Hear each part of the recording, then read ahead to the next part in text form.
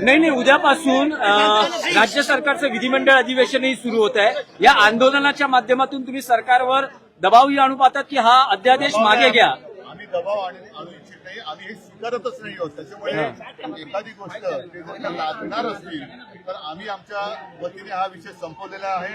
आम्ही जीआरची होळी केलेली आहे, त्याच्यामुळे आता तो जीआर आहे असं मानण्याचं कारण नाही. कारण एखादी गोष्ट जसं मी वारंवार सांगितलंय की हिंदीला विरोध नसला तरी हिंदीची सक्ती आम्ही.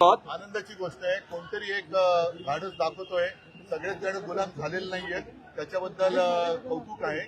आणि मोर्चा कशासाठी काढावा लागतो आहे हे त्यांच्या लक्षात आलेलं नाहीये. मराठीमध्ये, महाराष्ट्रामध्ये मराठीवरती हा जो काही अत्याचार होतोय आणि तो सगळ्या भाषेतल्या मुलांना मी असं म्हणेन की सगळ्यांचीच मुलं त्या वयातून मोठी होत असतात.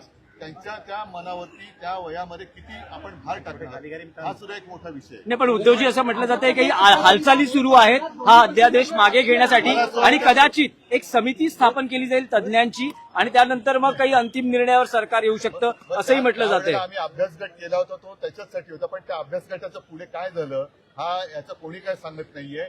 एक देखील बैठक त्याची झाली नाही आणि कोणी अभ्यास न करता हा निर्णय अचानक लादला का गेला, हा कोणी लादला, कोणाचा हा दुराग्रह आहे हे सुद्धा अजित पवार यांनी जाहीर केलं तर बरं होईल.